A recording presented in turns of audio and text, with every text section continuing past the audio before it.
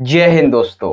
बहुत बहुत स्वागत है आप सभी का आज की इस वीडियो में। और आज की ये जो स्पेशल वीडियो है, ये एक बहुत ही ज्यादा इंपॉर्टेंट वीडियो होने वाली है क्लास 12 के इंपॉर्टेंट और इंटरेस्टिंग सब्जेक्ट, जी हाँ, पॉलिटिकल साइंस, हिंदी में कहें तो राजनीतिक विज्ञान के सब्जेक्ट है। ठीक है, जैसा कि आप सभी को पता है कि पॉलिटिकल का आपका जो सीबीएसई का बोर्ड का पेपर है, ये 20 मार्च 2023 को रिसेंट में ही होने वाला। ठीक है, जिसके लिए हमने आपके जो है 2 सैंपल पेपर अपलोड ऑलरेडी कर रखे हैं, पूरे सॉल्व करा रखे हैं। ठीक है, साथ ही आपके लिए हमने इंपॉर्टेंट क्वेश्चन आंसर की वीडियो भी ऑलरेडी अपलोड कर रखी है। ठीक है, तो आपकी तैयारियों को और भी अच्छा बनाने के लिए इस वीडियो में हम बात करने वाले हैं सैंपल क्वेश्चन पेपर नंबर 3 के बारे में। ठीक है बच्चों, तो आइए शुरुआत करेंगे बिना टाइम वेस्ट करते हुए। ये जो वीडियो है हिंदी और साथ ही जो इंग्लिश मीडियम के बच्चे दोनों के लिए होने वाली है। ओके, तो लेट्स स्टार्ट। देखिए, सबसे पहले हम पेपर का ओवरव्यू ले लेते हैं। तो यहाँ पे आप देखेंगे कि आपको कोई भी सेट मिल जाएगा 4 में से। यहाँ पे एक कोड होता है, यहाँ पे सीरीज, और यहाँ पे आप अपना रोल नंबर लिखते हैं। ठीक है, नोट वगैरह देख सकते हैं आप दिए हुए हैं। टोटल आपके जो है पेपर में क्वेश्चन होंगे 30, और एक आपका मैप रहेगा, चाहे इंडिया का आ सकता है या फिर वर्ल्ड में से किसी भी संगठन वगैरह का आ सकता है। ठीक है, 10:30 से 1:30 का पेपर है, और 3 घंटे का आपका पेपर आएगा। पेपर की वेट हो जाएगी 80 मार्क्स की। ठीक है, 20 का इसमें जो आपका वाइवा प्रैक्टिकल वगैरह होता है वो आ जाता है।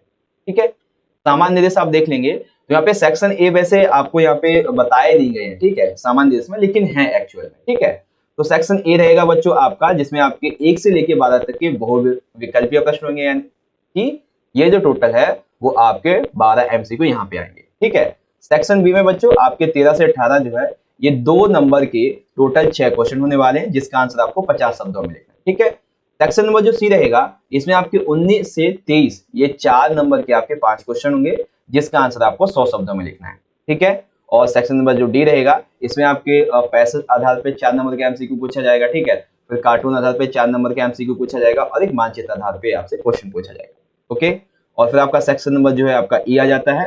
27 से 30 ये आपके 6 नंबर के क्वेश्चन होने वाले हैं। ठीक है, और इसमें आपको 6 नंबर के हर एक क्वेश्चन में चॉइस मिल जाएगी। ठीक है बच्चों, तो हम क्या करेंगे, इस पेपर को भी 2 पार्ट में हम समझेंगे। जैसे पहला दूसरा समझा ना आपको एकदम बढ़िया तरीके से, वैसे ये भी समझा देंगे। ठीक है, तो इस वीडियो में हम आपका section number A, section B और सेक्शन नंबर सी समझ लेंगे।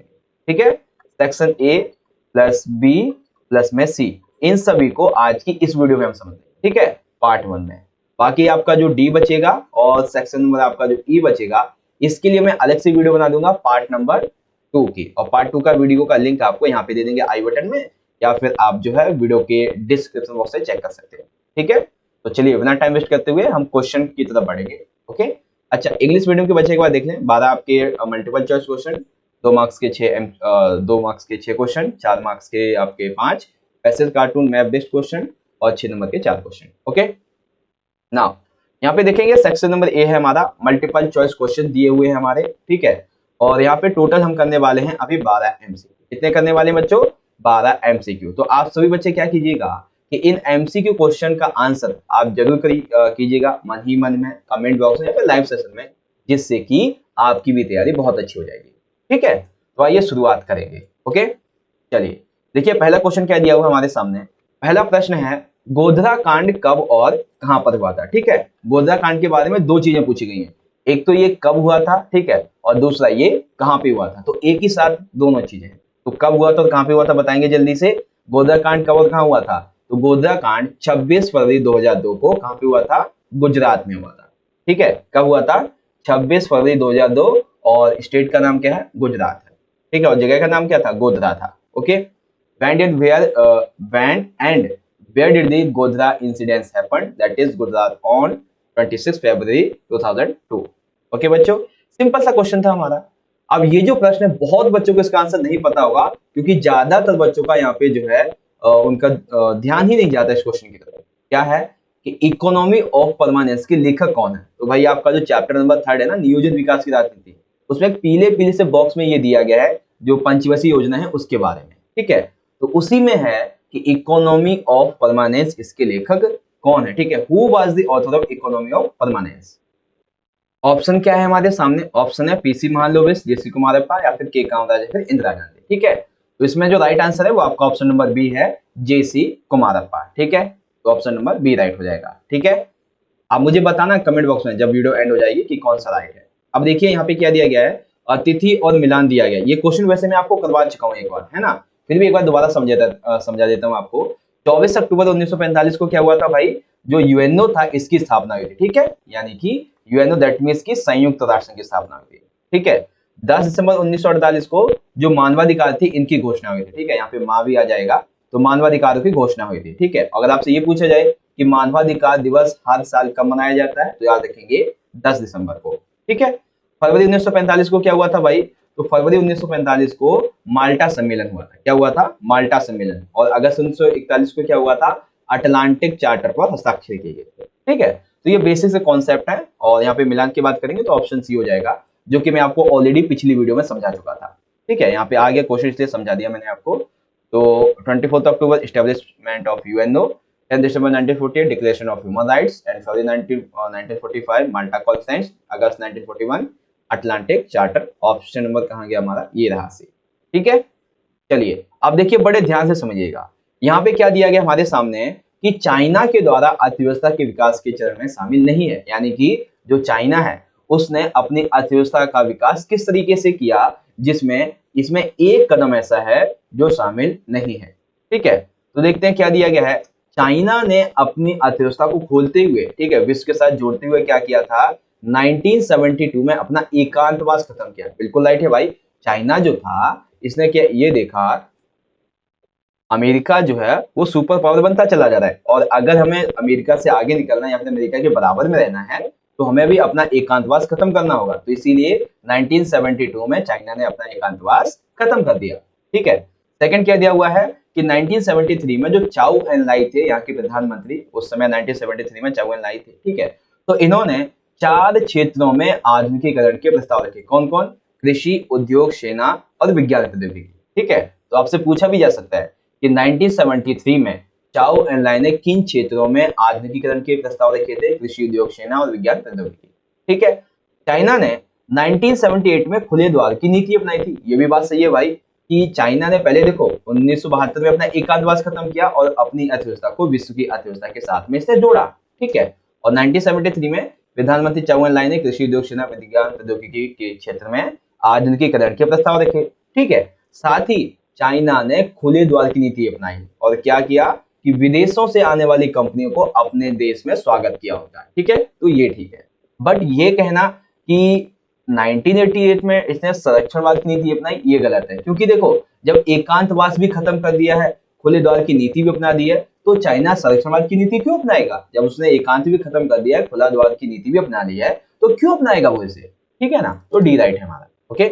Not included in the stage of development of economy by China, that is option number D, that is not basically included, okay.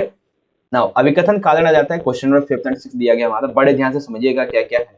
तो question number 5 क्या दिया हुआ है कि दक्षिण भारत में जो द्रविड़ आंदोलन हुआ था, इस आंदोलन का नेतृत्व किया था तमिल समाज के सुधारक जिनका नाम था ईवी रामास्वामी नायकर पेरियार। बिल्कुल ठीक है बात भाई, कि जो द्रविड़ आंदोलन हुआ था कहाँ पे, तमिलनाडु में, ठीक है ना। तो उसका नेतृत्व तो तमिल समाज के सुधारक थे जिनका नाम था ईवी रामास्वामी नायकर पेरियार, ठीक है।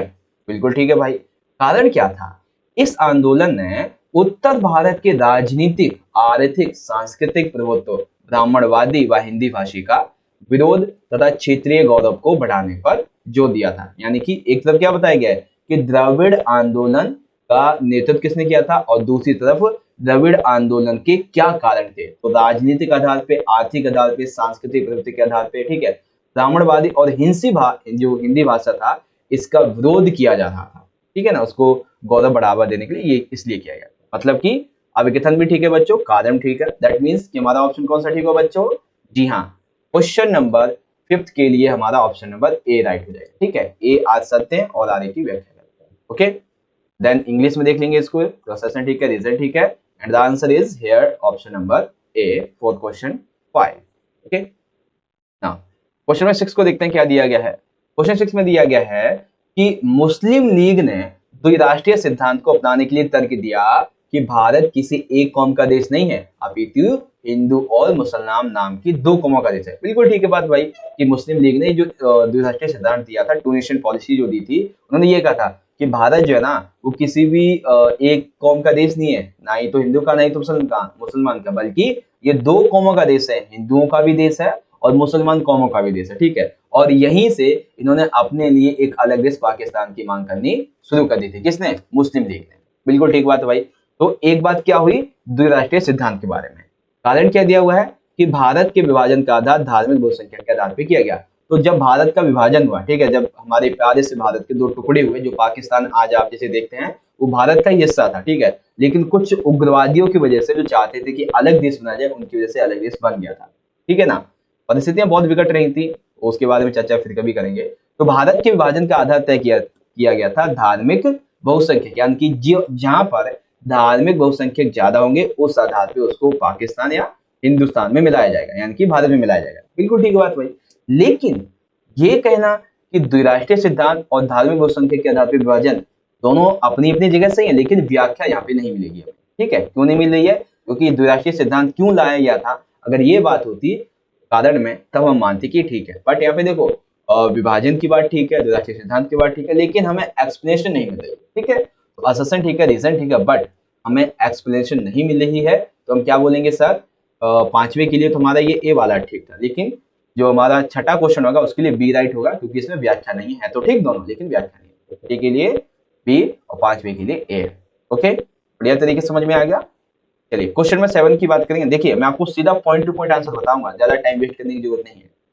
क्वेश्चन नंबर 7, वह देश जहां 2008 में संवैधानिक राजतंत्र बनाया गया और जहां राजा के नेतृत्व में बहुदलीय लोकतंत्र के रूप में ये उभरा था, ठीक है। तो ध्यान से समझिएगा, ऐसी कौन सी कंट्री है, ठीक है, जहां पे 2008 में पॉलिटिकल हम ये कह सकते हैं कि नहीं, कॉन्स्टिट्यूशन जो राजतंत्र है वो बनाया गया था, ठीक है, लेकिन राजा ने यहाँ पे बहुदलीय लोकतंत्र उभारा था। तो कौन सी कंट्री है वो? नेपाल, श्रीलंका, भूटान या फिर मॉरिशस। तो बात हो रही है बच्चों यहाँ पे भूटान की, ठीक है।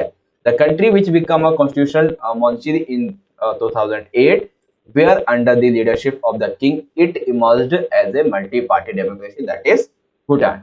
Okay? अगला देखिए क्या है कि MNF इसका संबंध किस राज्य है? तो ध्यान से समझिएगा किसकी बात हो रही है? MNF यानी कि मिजो नेशनल फ्रंट।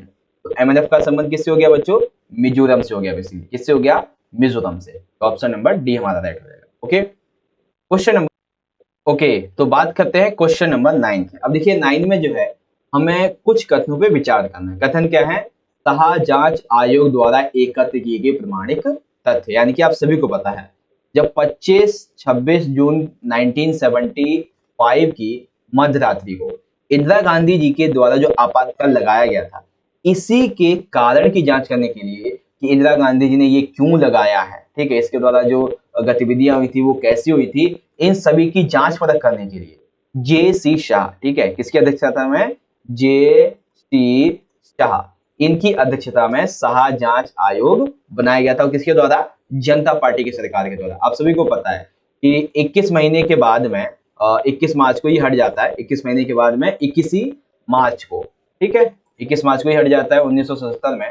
तो उसके बाद क्या होता है कि ये कारण जांच करने के लिए कि भाई आपातकाल क्यों लगाया गया था और इस समय क्या ज्यादतियां हुई, उसके हर एक पहलू पर नजर रखने के लिए, उसकी रिपोर्ट तैयार करने के लिए इस आयोग का गठन किया गया था। अब इसने अपनी रिपोर्ट में क्या कहा? इसने अपनी रिपोर्ट में कहा कि आपातकाल की घोषणा का निर्णय केवल प्रधानमंत्री का ही था, यानी कि आपातकाल जैसे संविधान में दिया गया है कि आपातकाल जब लागू होगा तो उसके लिए प्रधानमंत्री को लिखित में, राष्ट्रपति को भी और जो मंत्री परिषद है उसे सूचना देनी पड़ेगी कि हम आपातकाल लगाने वाले हैं, ठीक है। हालांकि लागू तो राष्ट्रपति ही करेगा, लेकिन सूचना देनी पड़ती है, ठीक है। लेकिन जब इंदिरा गांधी जी ने आपातकाल लगाया तो ऐसा कुछ नहीं था, उन्होंने सिर्फ कॉल किया फखरुद्दीन अली अहमद को और बोला आपातकाल लगा दीजिए, ऐसा लगता है कि मेरी गद्दी जाने वाली है, बस लगा दो आप जल्दी से। बस उन्होंने घोषणा कर दी और सुबह के इंदिरा गांधी जी बोलती हैं देवियों सज्जनों, नहीं कुछ ऐसा बोलते हैं कि भाई और बहनों आपातकाल लगा दिया गया है राष्ट्रपति जी के द्वारा, अपने घर में ही रहे, ऐसा कुछ, ठीक है ना। तो ये चीजें थी। शाह जांच आयोग ने यह कहा कि समाचार पत्रों के कार्यालयों की बिजली बंद कर दी गई थी, जो कि पूर्णतः अनुचित है, क्योंकि भारत में अगर लोकतंत्र का कोई चौथा स्तंभ माना जाता है तो वह मीडिया, और मीडिया पर ही मैंने जो प्रेस होती थी, ठीक है, कार्यालय होते थे समाचार पत्रों के, उनकी बिजली काट दी। अब बिजली काट दी तो छपेंगे कैसे, ठीक है ना। और क्यों काटी गई थी? ताकि सरकार का कोई विरोध ना कर सके, इसीलिए, ठीक है। तो ये गलत था भाई। प्रधानमंत्री के निर्देश के आधार पर अनेक विपक्षी नेताओं की गिरफ्तारी और गैर कानूनी थी, यानी कि इस समय बहुत सारे जो नेता थे उनको गिरफ्तार करके जेल में डाला जाता था, ठीक है, और वो भी बिना किसी वारंट वगैरह के, सिर्फ किस आधार पे, सिर्फ और सिर्फ नजरबंदी के आधार पे, ठीक है।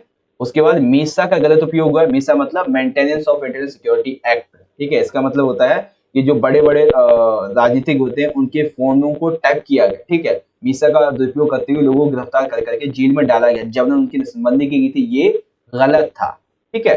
तो शाहजांच आयोग ने जो अपने तथ्य दिए थे ये सभी के सभी राइट है। दैट मीन्स यहाँ पे कौन सा राइट होगा भाई, यहाँ पे ऑप्शन नंबर डी हमारा राइट होगा। कौन सा, डी वाला, जिसमें सभी के सभी हमारे राइट है, ठीक है बच्चों। तो आपको ये भी समझ में आ गया 2 नंबर में अगर क्वेश्चन आ जाए कि शाहजांच आयोग ने क्या अपनी रिपोर्ट में कहा था, सिफारिशें दी थी, तो आप ये लिख देंगे, आपका 2 नंबर का क्वेश्चन कंप्लीट हो जाएगा। ओके बच्चों, चलिए इसको इंग्लिश में देखेंगे। कंसिडर द फॉलोइंग स्टेटमेंट की authentic facts collected by SAARC commission regarding the आपातकाल। तो 1 2 3 4 सभी राइट है, दैट मींस ऑप्शन नंबर हमारा डी राइट है। ओके, नाउ क्वेश्चन नंबर 10, बड़े ध्यान से समझिएगा। क्वेश्चन नंबर 10 में दिया गया है कि निम्नलिखित संधियों में से निशस्त्रीकरण से संबंधित संधि का सही विकल्प का चयन कीजिए। ठीक ठीक है, तो निशस्त्रीकरण यानी कि हथियारों के संबंध की बात हो रही है।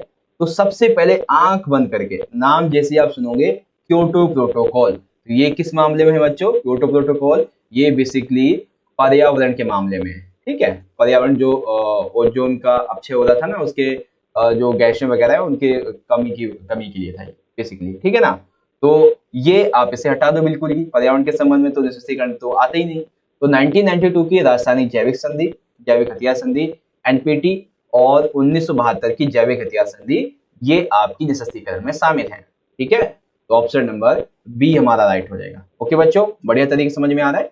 इंग्लिश में आपका chemical biological weapons convention of 1992, NPT and biological weapons convention of 1972, ये राइट है, बट क्योटो प्रोटोकॉल इंक्लूड नहीं है, इसीलिए बी राइट हो जाएगा। Okay, and now question number 11 में दिया गया बच्चों कि विश्व का पहला बांध विरोधी आंदोलन कहां पर हुआ था, यानी कि बांधों के खिलाफ जो सबसे पहला आंदोलन हुआ था बहुत बड़ा, वो कहां पे हुआ था। भारत में नहीं हुआ था, नॉर्वे में भी नहीं, कनाडा में नहीं, बसता क्या है ऑस्ट्रेलिया में। और ऑस्ट्रेलिया में कहां पे हुआ था बच्चों, ऑस्ट्रेलिया में फ्रैंकलिन नामक नदी थी। कौन सी, फ्रैंकलिन, ठीक है। नदी का क्या नाम था, फ्रैंकलिन नदी का नाम था, ठीक है। और इस पे ये क्यों किया गया था, क्यों इसका यहाँ पे जो बांध बनाया गया था उसका विरोध क्यों किया गया था, इसलिए क्योंकि इसके आसपास के जो वन थे उन्हें इससे बहुत ज्यादा नुकसान होता, इसीलिए किया गया था, ठीक है। तो कहाँ पे गया था, ऑस्ट्रेलिया की फ्रैंकलिन नदी पर बांध बनाने का विरोध किया गया था, समझ गए अच्छे तरीके से। Where did the world's first anti dam movement take place, that is option number C, Australia. Okay okay, तो अब हम बात करने वाले हैं अपने क्वेश्चन नंबर 12 के बारे में, ठीक है, जिसमें हमें कुछ कथनों पे विचार करना है और कथन के संबंध में है प्रथम खाड़ी युद्ध के बारे में। बड़े ध्यान से समझिएगा क्या दिया गया है। दिया गया बच्चों कि अगस्त 1990 में इराक ने कुवैत पर हमला करके तेजी से उस पर कब्जा कर लिया, यानी कि इराक जो था, इराक ने कुवैत पर पता नहीं किन्हीं किन्हीं कारणों की वजह से उस पर कुवैत पर हमला कर लिया और कब्जा कर लिया। अब ये जब चीज चली कि एक देश ने दूसरे देश पे हमला किया, तो यूएनओ को भाई कदम तो उठाना ही था। तो यूएनओ गया इराक के पास में यार, और इराक से कहा क्या चल रहा है, ये क्यों कब्जा कर रखा है कुवैत पे, क्यों परेशान कर रहे हो वहां के लोगों को, क्यों वहां पे ये दंगा फसाद फैला रखा है, ठीक है, छोड़ दो उसे। इराक बोला नहीं, मैं तो नहीं छोड़ने वाला, ठीक है, इसके संसाधन मेरे लिए ही बने, मैं तो इसी पे कब्जा करूंगा। यूएनओ ने कहा नहीं मानोगे, इराक बोला नहीं मानूंगा।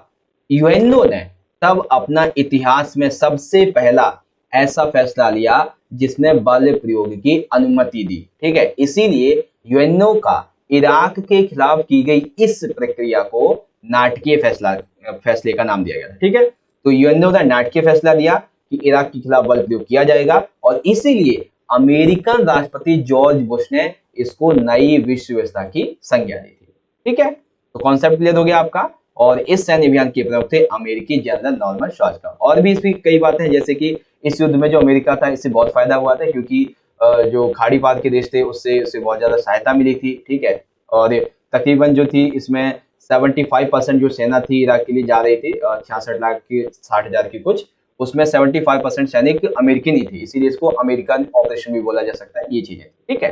तो चारों के चारों ऑप्शन हमारे ठीक है, that means option number D हमारा राइट रहेगा। एंड इन इंग्लिश की फर्स्ट गर्ल फॉर्म के बारे में आपके चारों के चारों ऑप्शन यहाँ पे राइट है, that means option number D is right. Okay, well congratulations, because of कि हमने यहाँ पे अपना सेक्शन नंबर ए जिसमें टोटल हमारे 12 एमसीक्यू थे कंप्लीट करें। ठीक है, तो आप सभी बच्चों के 12 एमसीक्यू में से कितने एमसीक्यू राइट गए हैं मुझे कमेंट बॉक्स में जरूर बताइएगा। ठीक है, तो आइए शुरुआत करेंगे हम अपने सेक्शन नंबर बी से। ओके, चलिए section number B. Section B में दिया गया है very short answer type question, यानी कि 2 मार्क्स के टोटल आपके होंगे, 4 नहीं 6 होने वाले हैं। ठीक है, 2 मार्क्स के 6 क्वेश्चन है। ठीक है, चलिए देखते हैं। पहला क्वेश्चन बहुत ही अच्छा सा, बहुत ही आसान सा भी है। आपातकाल के दौरान नागरिकों के साथ में क्या क्या हुआ, यानी कि आप सभी को पता है कि इंदिरा गांधी जी के द्वारा 25-26 जून 1975 को, ठीक है, जब आपातकाल लगाया गया, ठीक है, तो आपातकाल की अगली सुबह ही नागरिक सो रहे थे मस्त एकदम मजे से, सुबह उठे, उन्होंने सुना देश में आपातकाल लग गया है। टीवी पे इंदिरा गांधी जी का भाषण आया और रेडियो वगैरह पे कि देश में आपातकाल लगाया जा चुका है, सभी अपने घर में रहें। तो उसके बाद, उस दिन के बाद क्या हुआ नागरिकों के साथ में, तो आइए समझते हैं। सबसे पहली बात ये हुई कि लोगों को जबरन पकड़ पकड़ कर उनकी नसबंदी की जा रही थी ताकि जनसंख्या नियंत्रण रह सके। जैसे आपने देखा होगा कि लॉकडाउन में जनसंख्या का जो पीक था बढ़ने का, वृद्धि दर वो बहुत तेजी से बढ़ी। ठीक है ना, तो इसी तरीके से पहले ही, लॉकडाउन तो बाद की बात है, इंदिरा गांधी जी ने ये देखा कि सभी के सभी घर में रहेंगे, ठीक है, तो वैसे जनसंख्या बढ़ेगी जो कि उनके लिए बहुत खराब बात है और इकोनॉमी पे इसका बहुत ज्यादा गलत प्रभाव पड़ेगा। लोग काम पे जाएंगे नहीं और इकोनॉमी वैसे ही खराब हो जाएगी, देश की स्थिति खराब होगी। इसीलिए जबरन पकड़ पकड़ कर लोगों की नसबंदी करवाई गई ताकि वो जो है प्रजनन की प्रक्रिया को अंजाम ना दे सके। ठीक है, इस स्मार्ट सिटी, मतलब स्मार्ट सिटी बनाने के नाम पर दिल्ली में जो झुग्गी झोपड़ियां थी इनको गिरा दिया गया। ठीक है, छोटे मोटे लोग जो फुटपाथ वगैरह पे रहते थे उनको ये कहा गया, अरे सुनो हम तुम्हें ना यहाँ पे महल देंगे, यहाँ पे ना तुम्हें एक पक्का मकान दे देंगे। बट ऐसा कुछ हुआ नहीं था, उनकी झुग्गी झोपड़ियों को हटा दिया गया क्योंकि उन्हें लगता था ये देश के लिए बहुत ही ज्यादा खराब स्थिति है, इसलिए। ठीक है, मीसा का गलत उपयोग हुआ जिसके तहत तकरीबन केवल और केवल शक के आधार पर 10 लाख लोगों को गिरफ्तार कर लिया गया। Misa maintenance of internal security act, इसका गलत उपयोग हुआ और शक के आधार पर 10 लाख लोगों को गिरफ्तार कर लिया गया। ठीक, अनुच्छेद 21 जो कि हमारे जीवन जीने का अधिकार है और संविधान ने ये कहा हुआ है कि कोई भी अधिकार आपका चाहे गिरी से गिरी परिस्थिति में अगर खत्म भी होता है या अवरुद्ध होता है या छीना जा सकता है, लेकिन अनुच्छेद 21 छीना नहीं जाएगा। बट आपातकाल में इसे भी छीन लिया गया था। ठीक है, लोगों को जबरदस्ती गिरफ्तार करके जेल में डाला जाता था और लोगों के साथ में अमानवीय क्रियाएं की जा रही थी। तकरीबन 1 लाख लोग जो थे वो पुलिस हिरासत में मारे गए। आप सोचो क्या मंजर रहा होगा वो, जिसमें बिना किसी कारण के लोगों को गिरफ्तार कर करके जेल में डाला जा रहा है उनको और वो मरते चले जा रहे हैं। ठीक है ना, तो ये चीजें थी।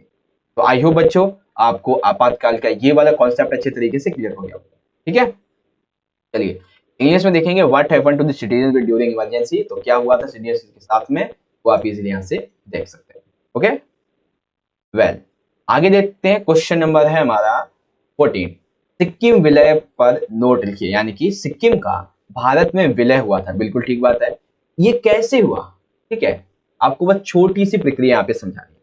तो हुआ क्या था भाई कि जब भारत आजाद हुआ तो ऐसे में सिक्किम के रक्षा व विदेश मामले अपने पास इसने रखे और यहाँ के राजा जो थे चोग्याल, इनको आंतरिक प्रशासन के अधिकार दे दिए। यानी कि भारत और सिक्किम सरकार के बीच में एक जो विलय पत्र होता है ना, उस पर हस्ताक्षर हुआ, जिससे सिक्किम के रक्षा और विदेश मामले भारत सरकार ने रख लिए। लेकिन जो वहां के राजा था जिसका नाम था चोग्याल, उसको अपने आंतरिक प्रशासन यानी कि सिक्किम में जो मेनली सरकार वगैरह चलेगी, जो भी प्रशासन करना है, वो राजा के हाथ में ही था। ठीक है, लेकिन राजा जो था वहां का चोग्याल राजा, ये जनता की लोकतांत्रिक भावना को संभाल नहीं पाए क्योंकि लोगों को लग रहा था, सिक्किम के लोगों को, कि हमें राजतंत्र नहीं चाहिए, हमें अपने राज्य में हमें चाहिए, यानी कि हमें अपनी रियासत में चाहिए लोकतंत्र। ठीक है, तो इसी वजह से अप्रैल 1965 में सिक्किम विधानसभा ने सिक्किम का विलय भारत में करवाने के लिए एक जनमत संग्रह करवाया।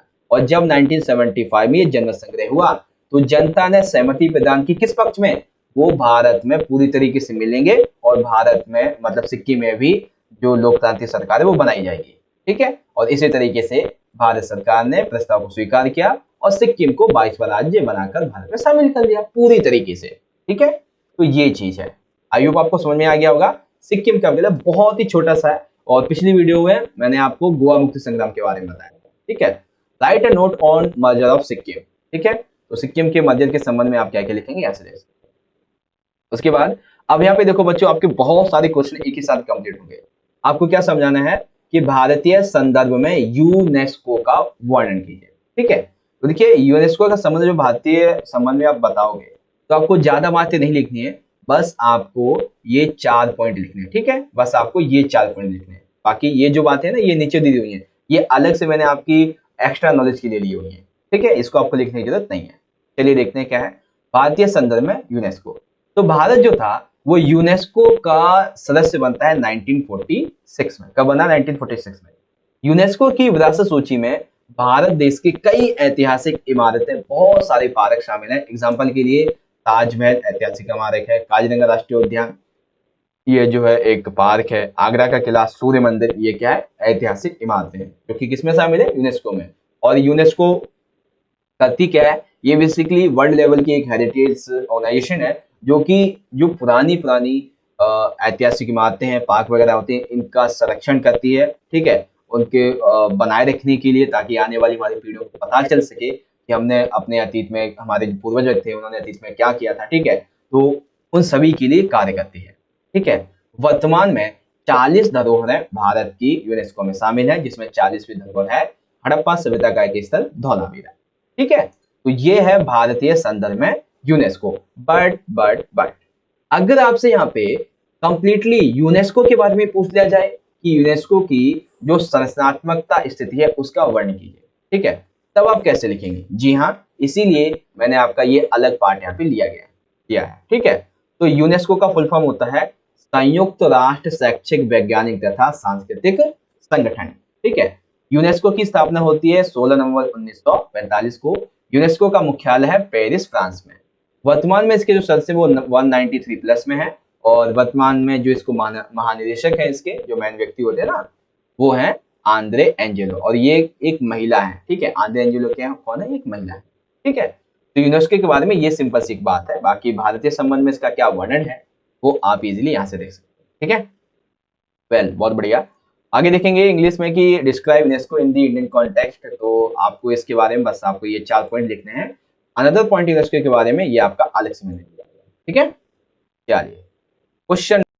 ओके, तो अब बात करते हैं क्वेश्चन नंबर 16। देखिए क्या दिया गया है कि भारत के विभाजन में सामने आई किन्हीं 2 समस्याओं का वर्णन कीजिए। ठीक है, आपकी किताब में भी एक शब्द का उपयोग किया गया भारत के विभाजन के लिए, दिल के 2 टुकड़े हो जाना, जिसका छोटा हिस्सा पाकिस्तान और बड़ा हिस्सा हिंदुस्तान बन गया। ठीक है, तो जब भारत का विभाजन हुआ तो इस मामले में टोटल 4 तरीके की समस्या हमें देखने को मिली, तो उसमें से यहाँ पे आपको कोई 2 बतानी है। ठीक है, जिसमें से पहली समस्या ये थी बच्चों कि भारत के हर एक राज्य में मुस्लिम भी थे और हिंदू भी थे। ठीक है, तो ऐसे में हर एक राज्य को छोटा छोटा तोड़ तोड़ के तो पाकिस्तान नहीं बना देंगे, ऐसे तो 565 से ज्यादा भी पाकिस्तान बन जाते। ठीक है ना, तो इसीलिए ये देखा गया, ऐसे 2 क्षेत्र देखे गए जहां पे मुस्लिम बहुल आबादी ज्यादा थी, लेकिन उनको जमीनी लेवल पे हम मिला नहीं सकते थे। जैसे कि एक पूर्वी पाकिस्तान और एक पश्चिमी पाकिस्तान, कि आज का बांग्लादेश और आज का पाकिस्तान, ये पहले पूर्वी और पश्चिमी पाकिस्तान। ठीक है, तो क्या इनको उठा उठा के आपस में मिला सकते हो आप? ठीक है, ये कोई हलवा तो है नहीं, यहाँ से उठाया और आपने खाना शुरू कर दिया, ऐसा तो है नहीं। ठीक है ना, ये जगह है, बेसिकली लैंड एरिया है। ठीक है, तो इसीलिए क्या था, इनको मिलाया नहीं जा सकता था, इसलिए 2 पाकिस्तान बनाए गए, एक पूर्वी तथा पश्चिम। दूसरा जो समस्या ये थी भारत के विभाजन में कि हर एक मुस्लिम व्यक्ति पाकिस्तानी इलाके में मिलना नहीं चाहता था, और हर एक मुस्लिम व्यक्ति का इलाका पाकिस्तान में मिलना नहीं चाहता था। ये भी है, ना ही तो पाकिस्तान में कोई इलाका, ठीक है, हर एक मुस्लिम का, नहीं तो हर एक मुस्लिम पाकिस्तान में मिलना चाहता है। एग्जाम्पल के लिए जैसे अब जिसका नाम है खान अब्दुल गफ्फार खान, जिन्हें हम सीमांत गांधी के नाम से भी जानते हैं, इन्होंने द्विराष्ट्रीय सिद्धांत का विरोध किया था। ठीक है, और कहा था कि भारत केवल एक कौम का देश है, जो कि है हिंदू। ठीक है, इसीलिए इनके पश्चिमी उत्तर प्रांत को, सीमा प्रांत को जबरदस्ती पाकिस्तान में मिलाया गया था। लेकिन ये सीमांत गांधी के नाम से जैसे जाना जाता है, खान अब्दुल गफ्फार खान को, इन्होंने इसका विरोध भी किया था।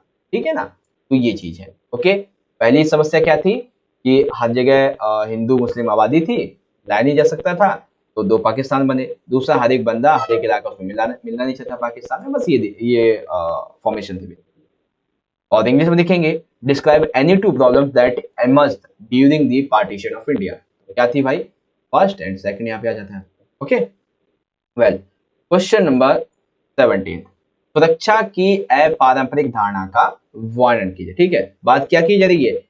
अपारंपरिक धारणा की। तो इसमें क्या होता है? सुरक्षा की अपारंपरिक धारणा में सैन्य खतरे तथा मानवीय अस्तित्व पर चोट करने वाले खतरे शामिल होते हैं। यानी कि एक देश को सेना से खतरा भी होता है, बाहरी देश से भी, ठीक है, साथ ही उस देश में रहने वाले व्यक्तियों का भी खतरा होता है। जैसे नागरिकों की सुरक्षा करना राज्यों के लिए सबसे बड़ा कदम माना जाता है। ठीक है, यानी कि किसी भी कंट्री के जो गवर्नमेंट है उसका सबसे पहला काम होता है उस कंट्री के लोगों की रक्षा करना। इस मामले में जो उस कंट्री की गवर्नमेंट है उसको सुरक्षा के 3 उपाय अपनाने चाहिए, जैसे कि नागरिकों को किन चीजों से मैं सुरक्षा देनी है, नागरिकों को किन खतरों से सुरक्षा देनी है, और सुरक्षा के तरीके क्या होने वाले हैं। इसीलिए ठीक है, और ये भी देखा गया इस प्रक्रिया में कि केवल राज्य ही सुरक्षा नहीं चाहते, बल्कि व्यक्ति, समुदाय, समूची की समूची जो मानवता है सुरक्षा चाहती है। इसीलिए जो सुरक्षा की अपारंपरिक धारणा है बच्चों, इसको मानवता की सुरक्षा अथवा विश्व सुरक्षा कहा गया। तो याद रखना, अब अगर आपसे पूछा जाए कि मानवता की सुरक्षा का वर्णन कीजिए या फिर विश्व सुरक्षा का वर्णन कीजिए, तो आपको इसमें ये चारों के चारों पॉइंट लिख देने हैं। ठीक है, यह है सुरक्षा की अपारंपरिक धारणा, जिसमें खतरा देश के अंदर भी देश के बाहर भी मानवीय अस्तित्व पर चोट करने वाले व्यापक खतरे मेनली शामिल होते हैं। ठीक है, आई होप आपको अच्छे तरीके से समझ में आ गया होगा। इसी को इंग्लिश में देखेंगे, describe the Orthodox notion of security. तो क्या है ऑर्थोडॉक्स नोशन ऑफ सिक्योरिटी, उसके बारे में आपके सामने ये पॉइंट यहाँ पे आ जाते हैं। ओके, क्वेश्चन नंबर 18, बड़े ध्यान से समझिएगा, बहुत ही अच्छा सा प्रश्न है। दिया गया है कि विश्व तथा अन्य देशों की तरह भारत में भी वैश्वीकरण का विरोध किया गया। बिल्कुल ठीक बात है भाई, जैसे वैश्वीकरण का विरोध पूरे वर्ल्ड में हुआ है, उसी तरीके से भारत में भी किया गया है। तो कथन के संबंध में वामपंथियों की हमें आलोचना करनी है। ठीक है, किसकी आलोचना करनी है? वामपंथियों की आलोचना करनी है। तो आइए देखते हैं भाई। देखिए, भारत में वैश्वीकरण का विरोध वामपंथियों के द्वारा क्या दिया गया है कि आर्थिक वैश्वीकरण का विरोध वामपंथी के राजनीतिक दल तथा इंडियन सोशल फॉर्म, जैसे कि आप सभी को पता है कि वैश्विक लेवल पे किस संगठन को बनाया गया है, उसको वैश्वीकरण के विरोध के लिए ये बनाया गया है WSF। ठीक इसी तरीके से भारत में भी वैश्वीकरण के विरोध के लिए एक संगठन बनाया गया है जिसका नाम है ISF। ठीक है ना, जहां तक मुझे याद है, इंडियन सोशल फॉर्म। ठीक है, ओके, तो ये इस तरीके से विरोध किया गया जिसके माध्यम से वामपंथी राजनीतिक दल और जो लोग हैं उसका इस मंच के माध्यम से वैश्वीकरण का विरोध करते हैं। औद्योगिक, श्रमिक और किसानों के संगठनों ने बहुराष्ट्रीय निगमों के प्रवेश का विरोध किया। जब वैश्वीकरण हुआ तो सभी को पता है कि बड़ी बड़ी अंतर्राष्ट्रीय निगम, बड़ी बड़ी अंतर्राष्ट्रीय कंपनियां भारत में आई और व्यापार तेजी से फैला। तो ऐसे में जो छोटे छोटे किसान थे, छोटे छोटे श्रमिक थे, छोटे छोटे जो कुटीर उद्योग थे, हस्तकला उद्योग थे, वो धीरे धीरे खत्म होने लगे। तो तब जाकर इन लोगों ने इस पूंजीवादी वैश्वीकरण का विरोध करना शुरू कर दिया था। ठीक है, कुछ वनस्पतियां ऐसी थी जिन पर जो फॉरेन कंपनीज थी वो अपना पेटेंट करवाना चाहती थी। ठीक है, जैसे कि नीम का पेटेंट अमेरिका और यूरोपीय फॉर्म करवाना चाहते थे। ठीक है, तो इसका बहुत ज्यादा विरोध हुआ, क्योंकि अगर एक बार नीम का पेटेंट है या फिर कुछ वनस्पति, किसी वनस्पति का उसका पेटेंट हो जाता, तो उसके एक पत्ते से भी कुछ भी बनाया जाएगा ना, तो उसका राइट पूरा का पूरा अमेरिका या फिर जिसने भी पेटेंट करवाया होगा ना उसके पास पहुंच जाएगा। ठीक है ना, तो ये चीजें हैं कि विश्व में अन्य देशों की तरह भारत में भी वैश्वीकरण किया जाता है वामपंथियों की आलोचना के बाद। वामपंथी यानी कि जो पूंजीवाद का विरोध करते हैं। ठीक है, ये चीजें हैं। तो इंग्लिश में देखें इसको, globalisation has been opposed in India like other countries of the world, explain the critics of the leftist. ये देखो, एक तो राइट विंग होता है, एक लेफ्ट विंग होता है। तो लेफ्ट विंग के कॉन्टेक्स्ट में हमें इस को समझाना था, तो ये मैंने आपको समझा दिया अच्छे तरीके से। ओके, वेल, समझ में आ गया। तो यहाँ पे जो था हमारा सेक्शन नंबर बी भी कंप्लीट हो जाता है। ठीक है बच्चों, सेक्शन नंबर जो हमारा एक सेकंड बी था, ये वाला पहला क्वेश्चन, आपातकाल के दौरान नागरिकों के साथ क्या क्या हुआ? तो बहुत कुछ गलत हुआ था। सिक्किम का विलय कैसे हुआ भारत में? ठीक, उसके बाद में भारतीय संबंध में यूनेस्को क्या है, तो आप उसके संबंध में ये 4 पॉइंट बताएंगे, और केवल यूनेस्को की बात आएगी तो आप ये बता देंगे, ठीक है। उसके बाद भारत के विभाजन में समस्या में सामने आई 2 चुनौतियां, पहली ये है, दूसरी ये वाली है। उसके बाद दिया गया है कि सुरक्षा की अपरिमित धारणा की बात करनी है, तो आपके सामने किया जाता है। And then the last one is here कि वैश्वीकरण का विरोध करने की भारत में कैसे किया गया, वामपंथी। ओके वेल, अब हम इस वीडियो में बात करने वाले हैं अपने आखिरी सेक्शन की, लेकिन क्वेश्चन भी बहुत है। सेक्शन नंबर सी है 4 नंबर के 5 क्वेश्चन। कितने? 4 नंबर के 5 क्वेश्चन, ठीक है, बहुत ही इंपॉर्टेंट है। तो आइए शुरुआत करेंगे। देखिए क्वेश्चन नंबर 19 क्या दिया गया बच्चों? 19 में दिया गया है कि भारत द्वारा पर्यावरण सुरक्षा के लिए उठाए गए विभिन्न कदमों का वर्णन कीजिए, यानी कि भारत ने इन्वायरमेंट की रक्षा करने के लिए जो कदम उठाए हैं वो समझाइए, ठीक है। या फिर भारत का पर्यावरणीय सुरक्षा में योगदान किस तरीके से किया जा रहा है, या फिर पर्यावरण की सुरक्षा के योगदान में भारत अग्रणी है, ठीक है, वो आपको समझाना है, ठीक है। तो यहाँ पे देखो बच्चों, आपके एक ही साथ अराउंड 10 प्लस जो एमसीक्यू हैं वो एक ही वीडियो में कंप्लीट हो गए। जी हाँ बच्चों, एक ही वीडियो में 10 प्लस एमसीक्यू। मैं आपको समझाता हूँ कैसे।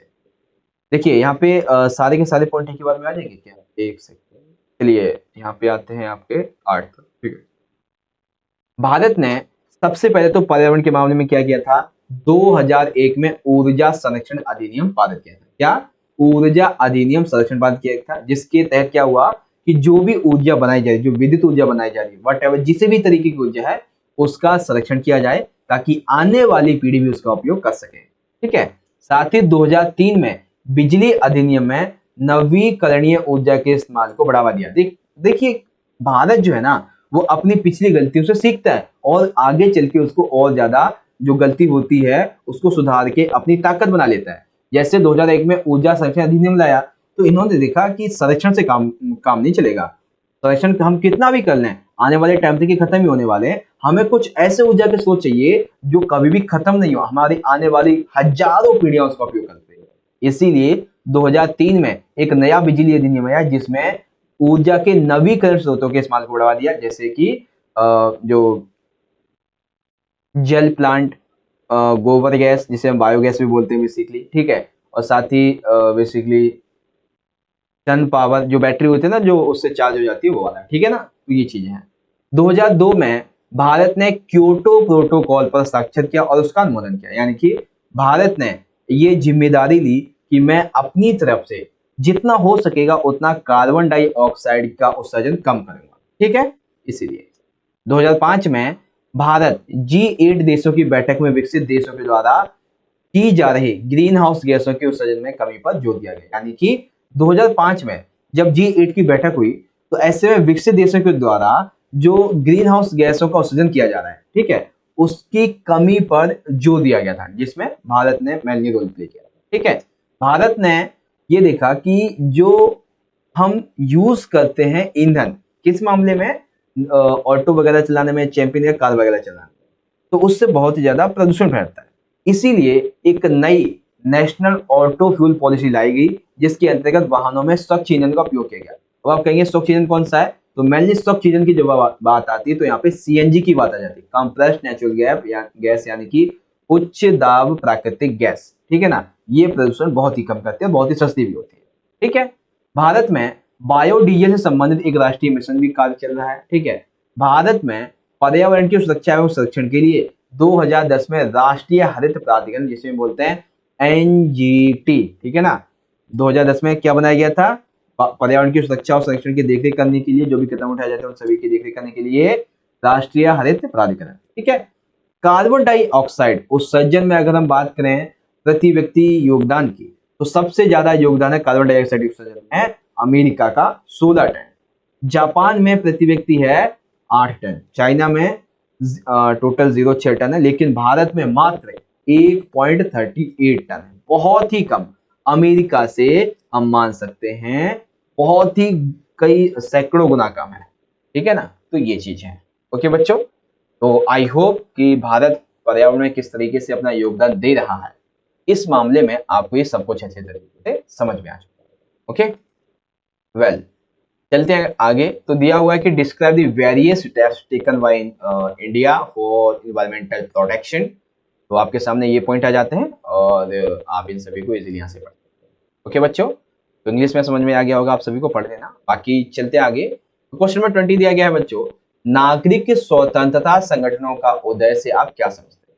यानी कि जब आपातकाल लगाया गया था, ठीक है ना, तो उसके बाद में जो संगठन उदित हुए थे, नागरिक स्वतंत्रता संगठन, ठीक है, इनके उदय का मीनिंग क्या होता है, कैसे हुआ, क्या इनके कार्य थे, कैसे कैसे आगे बढ़े, सब कुछ समझा, ठीक है।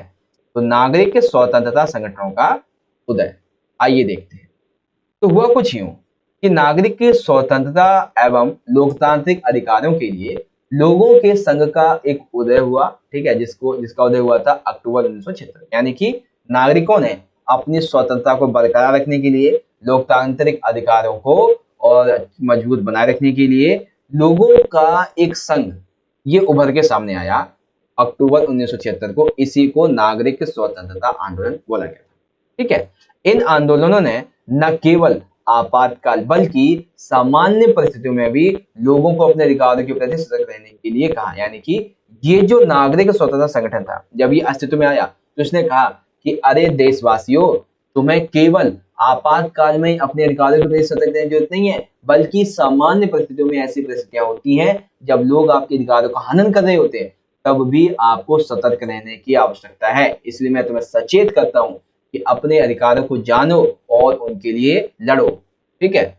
1980 में नागरिक स्वतंत्रता एवं लोकतांत्रिक अधिकारों के लिए लोगों के संघ का नाम बदल के क्या लिख दिया गया, नागरिक स्वतंत्रताओं के लिए लोगों का संघ। यानी कि देखो 1980 में जो नागरिक स्वतंत्रता और लोकतांत्रिक अधिकारों का ये संगठन था, इसका नाम बदल के क्या रख दिया गया, इसका नाम रख दिया गया था नागरिक स्वतंत्रता के लिए लोगों का संघ, ठीक है। पहले नाम क्या था, नागरिक स्वतंत्रता संगठन था, बाद में चेंज कर दिया गया नागरिक स्वतंत्रता के लिए लोगों का संघ। ओके, अब ये जो संघ था ये गरीबी में सहभागिता के लिए आपस में गरीब लोग जो है वो आपस में मिलजुल कर रहे, इसको बढ़ावा देता था। लोकतंत्रीकरण निष्पक्षता से ये संबंधित था, ठीक है। साथ ही भारतीय नागरिक स्वतंत्रता संगठनों के अनेक क्षेत्रों में संगठित होकर ये कार्य करना इसने शुरू कर दिया था। और इस तरीके से आपातकाल और आपातकाल के बाद में भी इसका प्रभाव देखा जा सकता है, ठीक है। ये सिंपल सी बात है नागरिक स्वतंत्रता संगठन के उदय के बारे में। ओके, चलिए, what do you understand by the rise of civil liberties organisation? That means की option A B C D यहाँ पे राइट हो जाएगा। Okay, question number 21। चलिए 21 में क्या दिया गया बच्चों कि एक संगठन के रूप में यूरोपीय संघ की विशेषताएं अद्वितीय रही हैं जो इसके तेज से विकास का उदाहरण। यानी कि एक संगठन के रूप में अगर हम बात करें तो जो यूरोपीय यूनियन है, यूरोपीय जो संघ है, ये तेजी से विकसित हो रहा है, ठीक है, जो कि इसकी विशेषताओं पर निर्भर करता है। तो क्या है यूरोपीय संघ की विशेषताएं, आइए समझते हैं। ओके, देखिए क्या क्या विशेषताएं हैं।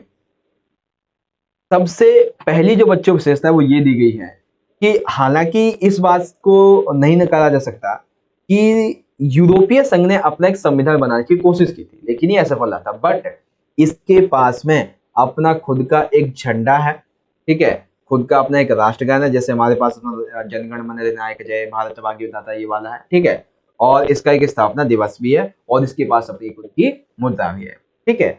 अब एक संघ के पास में जितने भी देश शामिल होते हैं इनके लिए एक समान विदेश नीति चाहिए होती है, तो इसके पास समान विदेश नीति है। एक समान सुरक्षा नीति चाहिए होती है, तो ये भी है। आंतरिक मामले न्याय से जुड़े जो मुद्दे हैं ये भी एक समान होनी चाहिए, एक समान मुद्रा चलनी चाहिए, तो ये भी मुद्रा यहाँ पे एक समान चलती है। हालांकि आगे जाके एक कमी बन जाती है इसकी, ठीक है, पहले चलती तो है लेकिन आगे जाके कमी बन जाती है, ठीक है। इसकी मुद्रा जो यूरो है बच्चों, यूरोपीय संघ की, ये अगर तेजी से विकसित होती रही तो आने वाले टाइम पे और प्रेजेंट टाइम पर भी, ठीक है, और आपकी किताब के अकॉर्डिंग भी हमेशा से डॉलर के प्रभुत्व के लिए खतरा रही है। और अमेरिका को यूरो, ये जो मुद्रा है यूरो, इससे हमेशा से ही डर रहता है कि अगर यूरोपीय संघ और विकसित हो गया तो कहीं ना कहीं वर्ल्ड लेवल पे डॉलर का जो एक्सपेक्टेशन वो खत्म हो जाएगा और व्यापार जो भी ट्रेडिंग वगैरह की जाती है वो सिर्फ और सिर्फ यूरो मुद्रा में ही होगी, ठीक है ना। तो ऐसा हो सकता है। शुरुआत में जब यूरोपीय संघ बना था तो आप देखो किसी भी संगठन के मामले में यूरोपीय संघ का जो सबसे पहला जीडीपी था, यानी कि सबसे पहली जीडीपी सकल घरेलू उत्पाद, वो था 12,000 अरब डॉलर। देखो एक संगठन जिसमें कुछ ही देश शामिल हैं उसका जो जीडीपी है वो कितना है, 12,000 अरब डॉलर। आप इसको कैलकुलेट भी नहीं कर सकते कि कितना हो, कैलकुलेटर निकाल के बैठ गए क्या? अरे नहीं नहीं नहीं, उसकी टेंशन नहीं, बस इतना याद रखो कि 12,000 अरब डॉलर से भी ज्यादा था। यूरोपीय देशों के द्वारा साझा कृषि नीति को अपनाया गया था, जिससे वहां के जो देश थे वो खाद्यान्न संपन्न हो गए और अकाल की स्थिति खत्म हो गई। ठीक है, यूरोपीय देशों ने क्या किया था? साझा कृषि नीति को अपनाया था, जिससे कि वहां के देश खाद्यान्न संपन्न हुए और अकाल की स्थिति पूरी तरीके से खत्म हो गई। ओके, विश्व व्यापार के मामले में अगर हम बात करें तो अमेरिका से भी 3 गुना अधिक ये योगदान करता है, और वर्ल्ड लेवल पे केवल केवल यूरोपीय संघ के देश ही 22% व्यापार करते हैं। ठीक है, विश्व व्यापार संगठन, अंतरराष्ट्रीय व्यापार संगठन, ऐसे जो बड़े बड़े संगठन होते हैं, इनके निर्णयों को ये प्रभावित भी करता है। ठीक है ना, तो ये बेसिक से कॉन्सेप्ट्स हैं हमारे रिलेशन बिटवीन दी या फिर कह सकते हैं कि यूरोपीय संघ की कैरेक्टरिस्टिक्स के बारे में। ठीक है भाई, आई होप आप समझ गए अच्छे तरीके से। तो ये है हमारा यूरोपीय संघ की विशेषताओं वाला क्वेश्चन। आगे बात करते हैं, इसको इंग्लिश में देखेंगे। दी यूरोपियन, अरे कहाँ जा रहा है, फिर से भाग गया, एक सेकंड। देखो, the European Union as an organisation has unique characteristics which are that A B C D E, इस तरीके से आप इसे पढ़ सकते हैं। ठीक है, नेक्स्ट क्वेश्चन। ओके, तो अब हम बात करेंगे क्वेश्चन नंबर 22 की। बहुत अच्छा प्रश्न है बच्चों। क्वेश्चन में दिया गया है कि भारत जो है ये एक सफल परमाणु परीक्षणित देश है। बिल्कुल ठीक है बात भाई, कि भारत ने पहली बार अपना परमाणु परीक्षण किया था तो असफल हो गया था, लेकिन दूसरी बार में सफल हो गया था। तो हमें समझानी है इसकी पृष्ठभूमि। पहले जब हुआ तो सफल असफल क्यों रहा, दूसरी बार में सफल कैसे हो गया, ठीक है, इस ये शुरुआत कैसे हुआ था, बेसिकली ये सब चीजें। ठीक है, तो देखो हुआ क्या कि जब भारत आजाद हुआ तो भारत के जो स्वतंत्र प्रथम प्रधानमंत्री थे नेहरू जी, इन्होंने भारत के बारे में ना एक विचार रखा, वो ये कि अगर भारत को वैश्विक लेवल पर अपनी स्थिति ऐसी रखनी है कि कोई इसे डिस्टर्ब ना करे, कोई इसे युद्ध वगैरह की सोचे तक नहीं, ठीक है, और भारत हमेशा मजबूत बना रहे, विकसित होता रहे, तो इस मामले में भारत को विज्ञान और प्रौद्योगिकी का तो विकास करना ही करना होगा, साथ ही साथ विकास करने के साथ भारत के पास में परमाणु हथियार भी होने चाहिए।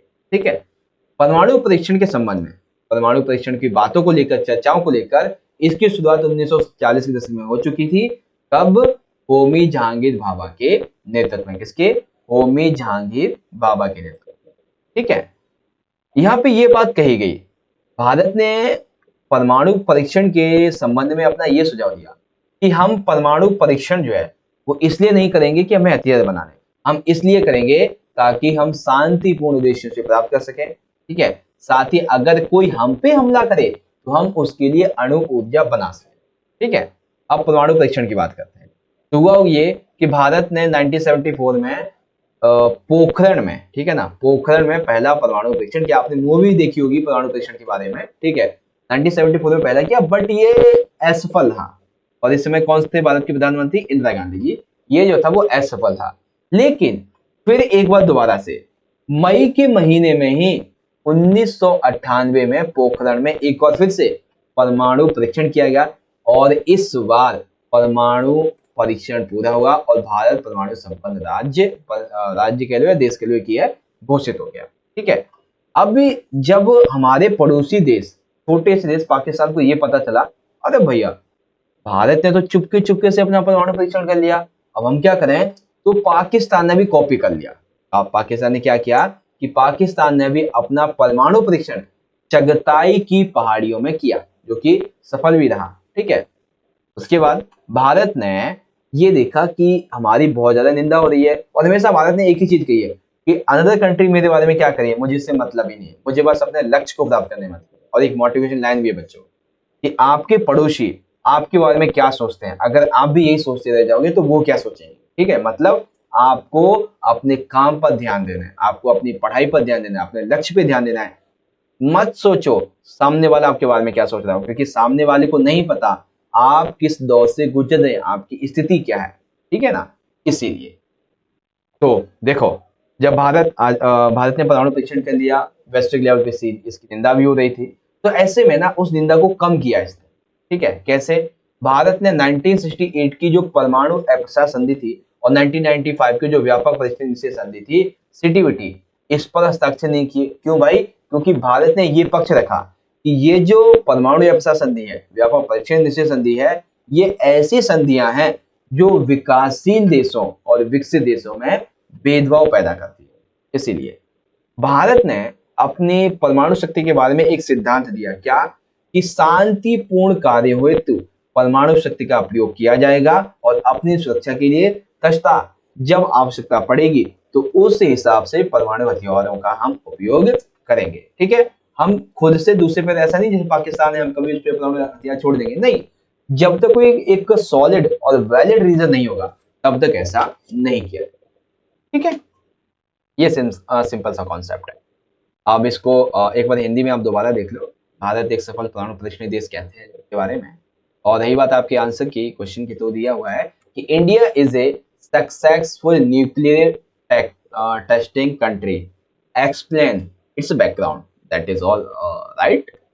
देखते हैं, इस तरीके से आप लिख देंगे, यहाँ पे कंप्लीट हो जाता है आपका। ठीक है, तो यहाँ पर जो था ये हमारा कंप्लीट हो गया। ठीक है, अब one of the last question जो है ये आपका बनेगा बच्चों 6 नंबर में। ठीक है, हालांकि मैंने लिया तो 4 में है क्योंकि 6 नंबर में आपके और भी इंपॉर्टेंट क्वेश्चन है, इसीलिए आपका 6 नंबर में भी आ सकता है। इस बात को आप जरूर से याद रखें। ठीक है, क्वेश्चन में क्या दिया गया बच्चों? हमें दिए गए हरित क्रांति के परिणाम। तो आपको मैं एक चीज पहले क्लियर कर देता हूं, जब आपसे किसी भी मामले में परिणाम पूछे जाते हैं, ठीक है, जैसे हरित क्रांति के, आपातकाल के, या जो भी परिणाम ना होते किसी मामले में, तो हमेशा आपको उसके 2 एस्पेक्ट लिखने होते हैं 4 या 6 नंबर। ठीक है, दोनों ही, नेगेटिव भी और पॉजिटिव भी। ठीक है, अगर पर्टिकुलर क्वेश्चन पूछा जाता है जैसे हरित क्रांति के सकारात्मक परिणाम, हरित क्रांति के नकारात्मक परिणाम, तो बात अलग थी। ठीक है ना, तो ये चीज है। ठीक है, तो हरित क्रांति का सकारात्मक परिणाम क्या निकला? सकारात्मक परिणाम ये निकला बच्चों कि भारत में खाद्यान्न की फसलों की अधिकता उत्पन्न हो गई। आप सभी को पता है जब 1960 के दशक में, ठीक है, कब 1960 के दशक में भारत में अकाल पड़ा था, तो ऐसे में भारत में खाने तक के लाले पड़ गए। ठीक है, भूख के मारे लोगों की मौतें हो रही थी। तो ऐसे में भारत को क्या करना पड़ा था? विदेशों से आयात करना पड़ा था, गेहूं, रोटी, दाल, इस तरीके से चावल वगैरह। ठीक है, तो आयात करना पड़ गया था। और इसी समय भारतीय जो रुपया था इसका अवमूल्यन हो गया था डॉलर के लिए। ठीक है, जिसमें एक USD dollar is equal to कितना था? 5 रुपए। ठीक है, जो कि इस वर्ष जब यह अकाल पड़ा था और व्यापार करना था उस समय एक यूएसडी इज इक्वल टू हो गया था टोटल 7 से 8 रुपए। ठीक है, तो मुद्रा का अवमूल्यन हुआ था। बट हाँ, कहीं ना कहीं हरित क्रांति जब आई तो खाद्यान्न के क्षेत्र में हम बने आत्मनिर्भर। ठीक है, हम आत्मनिर्भर बन गए और जहां हम पहले भोजन को मंगाते थे आज हम भोजन का निर्यात करते हैं, अपने देश से दूसरे देश में भेजते हैं। ठीक है ना, और खाद्यान्न की फसलों का अधिक उत्पादन किया था। और इकोनॉमिक में ना आप इकोनॉमिक सब्जेक्ट में एक बीजों के नाम दिए गए हैं HYVS। ये ऐसे बीज थे जो कि उच्च गुणवत्ता को बढ़ाते थे। उच्च गुणवत्ता वाले बीज थे, कम बीज पे ज्यादा से ज्यादा फसल उगाते थे ये बेसिकली। ठीक है ना, तो इन बीजों का उपयोग भी किया गया था। ठीक है, इस दौरान ऐसी फसलों को उगाया गया बच्चों जो नकदी फसलें जिसको व्यापार करके पैसा ज्यादा से ज्यादा कमाया जा सके, जैसे कि गन्ना, कपास, गेहूं, ये सभी अधिक मात्रा में उगाए जाते थे। ठीक है, कृषि से संबंधित देखो, जब कृषि में विकास हो रहा है तो कृषि से संबंधित उपकरण हो गए, इन सभी का विकास भी होगा। इस मामले में उद्योगों में विकास हुआ और परिणाम स्वरूप अन्य लोगों को इससे रोजगार मिलने शुरू हो गए थे। किससे? हरित क्रांति की वजह से। ओके, तो ये है इसके सकारात्मक परिणाम। नकारात्मक की बात करते हैं तो नकारात्मक में 3 तरीके के आएंगे। सबसे पहला अनुचित लाभ, मतलब पंजाब, हरियाणा और पश्चिमी उत्तर प्रदेश, यहाँ के ये जो 3 स्टेट के किसान थे, बस इन्हीं के फार्मर्स को, किसानों को इसका मुख्य लाभ मिला। बाकी जो थे वो उपेक्षित रह गए, उनको हरित क्रांति का कोई लाभ नहीं मिला। ठीक है, दूसरा है आर्थिक असमानता। देखो, पहली बात तो पंजाब, हरियाणा और उत्तर प्रदेश की जब हम बात करते हैं तो इस मामले में वहां पे कुछ ऐसे किसान थे जो पहले से अमीर थे, तो वो किसान और ज्यादा अमीर हो गए, और पहले से जो गरीब किसान थे यहाँ पे वो और भी ज्यादा यहाँ पे गरीब होते चले गए। ठीक है ना, तो ये चीज है। अधिक रसायन के उपयोग से मिट्टी की उर्वरता में कमी होने लगी, जिसे बाद में सुधारा गया। ठीक है, मतलब अधिक रासायनिक उपयोग से, कीटनाशकों के उपयोग से क्या हुआ था कि मिट्टी में जो थी वो कमी होने लगी, किसकी? उर्वरता की, जिसे बाद में जाके सुधार लिया गया था। तो ये चीज है, याद रखिएगा। ओके, तो हरित क्रांति के सकारात्मक परिणाम क्या है बच्चों, और हरित क्रांति के नकारात्मक परिणाम क्या है आप समझ गए। इसको इंग्लिश में देखेंगे तो right the result of green revolution. तो रिजल्ट क्या ग्रीन रेवोल्यूशन का, उस मामले में आप यहाँ पे देख सकते हैं जो मेनली रिजल्ट है पॉजिटिव्स, उसके बाद में जो नेगेटिव रिजल्ट्स हैं वो आपके यहाँ पे आ जाते हैं। ठीक है बच्चों, वेल यहाँ पे हमने कंप्लीट कर लिया बच्चों अपना सेक्शन नंबर ए, ठीक है, section number B, section number C, यानी कि टोटल हमने इस वीडियो में 12 एमसीक्यू, 2 नंबर के 6 क्वेश्चन और 4 नंबर के 5 क्वेश्चन ये हमने कंप्लीट कर लिए। ठीक है, अब हमारा बचता क्या है, अभी हमारा बचता है खंड नंबर डी। ठीक है, डी में है पैसेज वाले आपके 4 नंबर के एमसीक्यू, ठीक है, कार्टून वाले आपके 4 नंबर के एमसीक्यू और मैप वाले आपका 4 नंबर का, और सेक्शन जो ई बचता है इसमें आपके 4 नंबर के, सॉरी 4 नंबर नहीं, बेसिकली 6 नंबर के 4 क्वेश्चन है। अगर चॉइस की बात करें तो 8 बन जाए।